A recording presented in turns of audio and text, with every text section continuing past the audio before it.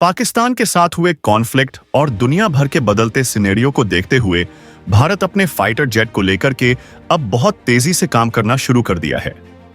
दरअसल भारत के पास उसका खुद का पहला फाइटर जेट तेजस मौजूद है। इसके बावजूद भारत काफी चिंतित है और इसकी वजह है कि तेजस का चौथा और आधा जनरेशन फाइटर जेट हो पाना, क्योंकि भारत के पास अब तक ना तो 5th जनरेशन फाइटर जेट मौजूद है और रही बात तेजस की भी, तो भारत अब तक तेजस के इंजन में अमेरिकी इंजन को यूज कर रहा है। लेकिन अब भारत इसको लेकर के अमेरिका के ऊपर से अपनी निर्भरता को बेहद तेजी से कम कर रहा है और सबसे बड़ी बात, रूस के साथ अब भारत के एक बार फिर से जो संबंध है वह बहुत तेजी से आगे बढ़ रहे हैं। दरअसल पाकिस्तान से हुए कॉन्फ्लिक्ट के बाद भारत ने एक एक करके रक्षा क्षेत्र में रूस के साथ ताबड़तोड़ बहुत सारे एग्रीमेंट किए हैं। न सिर्फ एग्रीमेंट बल्कि कई रक्षा डीलें भी कर ली हैं, जो अब तक कहा जा रहा है कि रूस के साथ भारत की सबसे बड़ी रक्षा डील है, वह भी हो चुकी है। सबसे पहले भारत और रूस के बीच S-400 के बाद S-500 की रीत और इसके बाद रूस की तरफ से Su-57 को लेकर के मिली हरी झंडी और भारत का इस पर सकारात्मक रुख। और अब जो खबर सामने आ रही है वो तेजस को लेकर के सामने आ रही है। आखिरकार रूस ने फिर से पूरी दुनिया के सामने यह साबित कर दिया है कि भारत जब भी जरूरत होगी तो भारत के साथ अगर कोई खड़ा देश होने वाला है तो वह कोई और नहीं बल्कि रूस होने जा रहा है। दरअसल रूस ने भारत के लिए बहुत बड़ा एक डील दे डाली है और यह डील भारत के तेजस के लिए रामबाण साबित होने जा रही है। दरअसल रूस भारत को अब सबसे अहम टेक्नोलॉजी फाइटर जेट के क्षेत्र में देने जा रहा है, जिसका नाम होता है स्टीलथ टेक्नोलॉजी। यानी कि स्टील का मतलब वो आगे हम आपको वीडियो में बताएंगे। और सबसे बड़ी बात, अब रूस भारत के तेजस फाइटर जेट को कंप्लीटली स्टील्थ बनाने जा रहा है। और यह खबर न सिर्फ भारत के लिए बल्कि दुनिया के उन देशों के लिए झटके की तरह है जो देश अब तक यह मान रहे थे कि भारत का तेजस बहुत कम दर्जे का फाइटर जेट है। अब वह देश भारत के तेजस की असल ताकत देखने जा रहे हैं। दरअसल रूस ने तेजस को अपग्रेड करने के लिए भारत के साथ एक बहुत अहम डील साइन कर ली है और भारत अब तक जो अमेरिकी इंजन F-44 पर आधारित था, अब भारत ने अपनी निर्भरता कम करते हुए अमेरिकी कंपनी को बाहर खदेड़ दिया है। यह बहुत अहम खबर है और इसके पीछे सबसे बड़ी वजह है रूस। दरअसल रूस को भारत ने पहले ही अप्रोच किया था इस मामले को लेकर के, लेकिन अब जाकर के इसमें बहुत बड़ी अपग्रेडेशन और बड़ी डील सामने आ चुकी है। क्या है इस डील में और क्या किया है रूस और भारत ने, इन दोनों मामलों को लेकर के रूस की क्या प्रतिक्रिया है और इसको लेकर के अब भारत के तेजस पर क्या इम्पैक्ट पड़ने वाला है। क्या तेजस के प्रोडक्शन तेज हो जाएगा? क्या प्रोडक्ट के तेज होने के साथ ही जो हमारा तेजस है वह बहुत अव्वल दर्जे का फाइटर जेट भी साबित हो पाएगा? हम आपको इस वीडियो में आगे बताने जा रहे हैं। दरअसल हम सब जानते हैं कि स्टील्थ टेक्नोलॉजी होती क्या है। अगर नहीं जानते हैं तो चलिए हम आपको एक बहुत ब्रीफ में बता देते हैं कि स्टीलथ का मतलब क्या होता है। दरअसल जब कोई फाइटर जेट हवा में उड़ान भर रहा होता है उस समय रडार द्वारा इन्हें पकड़ लिया जाता है और इसके बाद इन पर कई तरह के मिसाइलें दागी जा सकती हैं और यह होता है किसी न किसी तरीके से मिसाइल के वजह से फाइटर जेट को नुकसान। लेकिन जब स्टील्थ फाइटर जेट की बात आती है तो इसका मतलब यह होता है कि कोई भी एडवांस से एडवांस जो एयर डिफेंस सिस्टम होते हैं, यानी कि जो रडार सिस्टम होते हैं, वो फाइटर जेट को ना पकड़ पाए। इसके लिए उपयोग होती है स्टील टेक्नोलॉजी। अब आखिर स्टील टेक्नोलॉजी काम कैसे करती है, चलिए आपको वह भी बता देते हैं। दरअसल स्टील टेक्नोलॉजी 3 चीजों पर आधारित होती है। सबसे पहली जो फाइटर जेट है उसका आकार, दूसरी उसके सरफेस पर यूज होने वाला अहम मटेरियल और सबसे तीसरी जो अहम चीज होती है उसमें लगे परमाणु आयुध, यानी कि जो मिसाइल्स और अलग तरीके की सिस्टम्स हैं उन पर डिपेंड करता है। और इसकी सबसे मेन पॉइंट होता है इसका नोजल। यह सब चीजें होती हैं जो एक फाइटर जेट को स्टीलथ बनाने का काम करती हैं।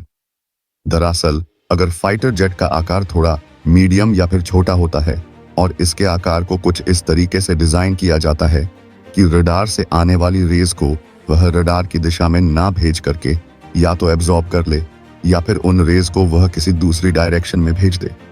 और अगर ऐसा हो पाता है तो उसे स्टीलथ फाइटर जेट का नाम दे दिया जाता है। दरअसल दुनिया में सिर्फ और सिर्फ 3 देश ही हैं जो कंप्लीटली दावा करते हैं कि उनके पास स्टीलथ फाइटर जेट मौजूद नहीं है। और सबसे बड़ी बात यह है कि इसमें अमेरिका, चीन और रूस है जो इस बात का दावा करते हैं।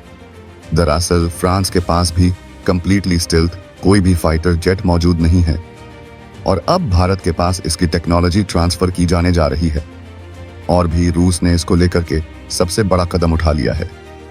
दरअसल हाल में ही आपको बता दें कि भारत और पाकिस्तान के बीच हुई घटना के बाद से भारत ने अपने रक्षा संबंध तेज करने शुरू कर दिए हैं। रूस के साथ कई दौर की मीटिंगें चल रही हैं और लगातार भारत इस पर एक्शन भी ले रहा है जो अब तक डिले पेंडिंग थी। किसी कारणवश अब भारत उन्हें बहुत फास्ट ट्रैक रूट से रूस के साथ आगे बढ़ा रहा है, चाहे वह Su-57 डील को लेकर के हो या फिर S-500 हो, भारत में डेवलप करने की बात हो। लेकिन अब रूस ने जो कहा है उसके बाद से तो दुनिया के देशों को झटका लगना निश्चित होने जा रहा है।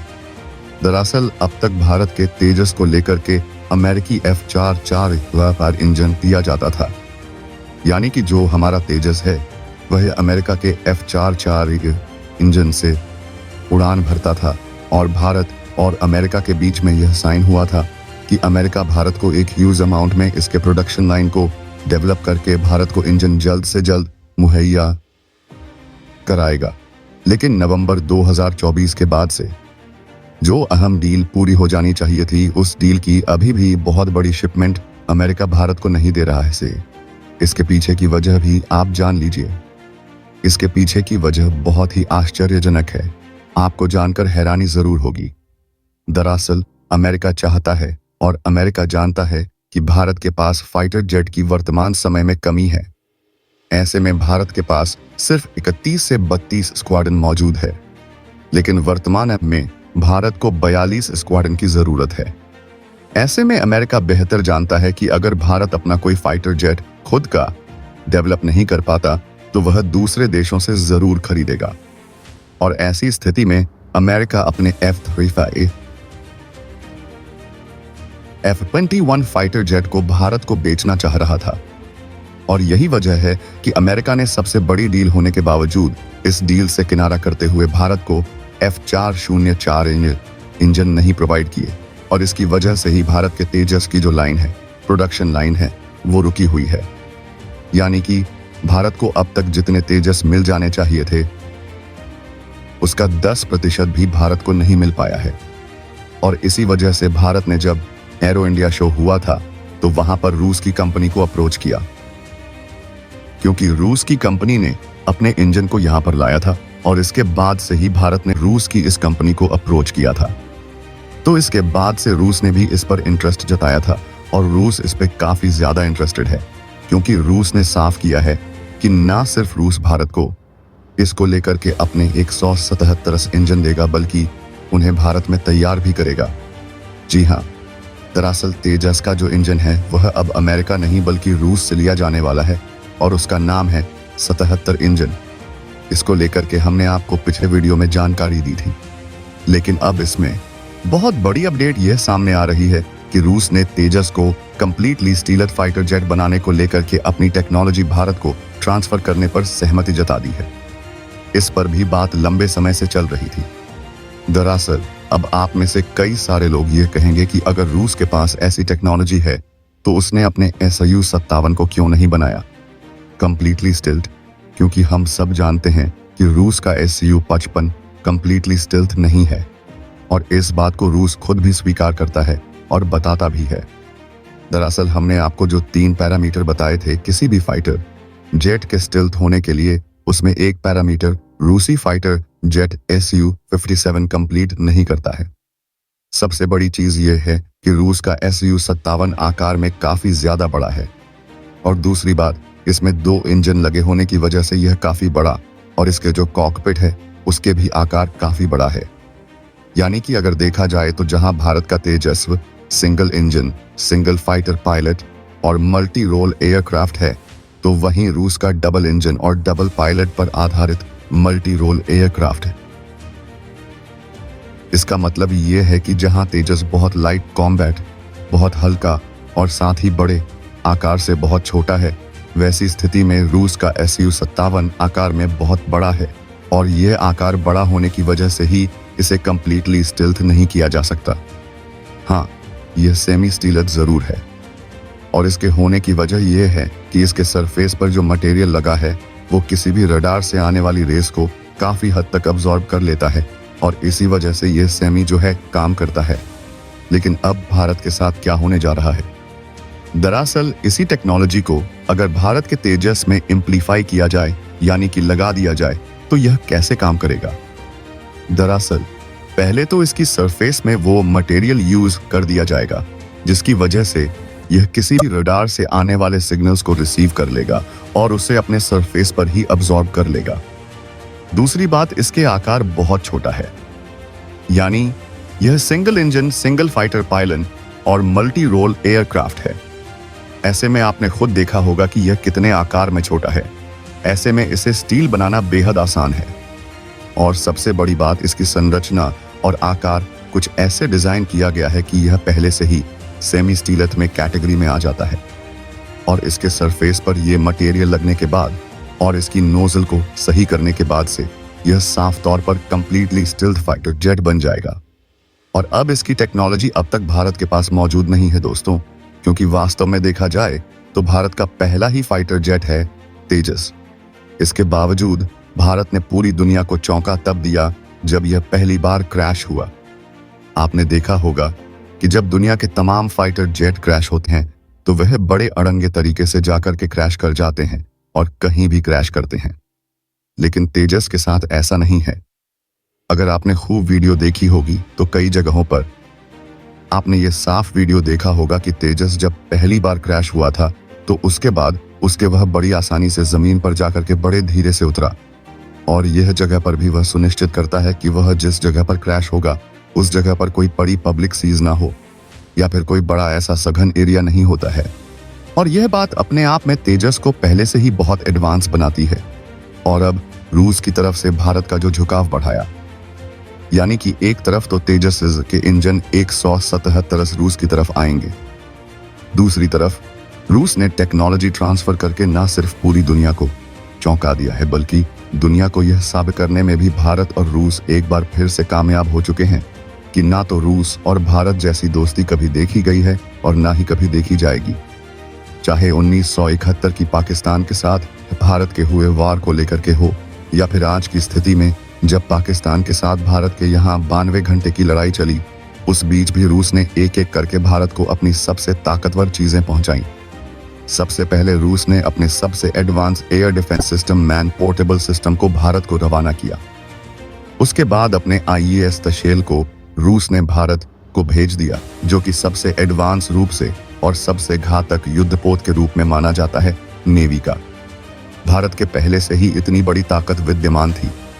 इसके बावजूद रूस जहां खुद यूक्रेन के साथ फंसा हुआ है, इसके बावजूद रूस ने भारत की मदद को प्रायोरिटी दी। यह बात पूरी दुनिया नहीं भूल सकती है।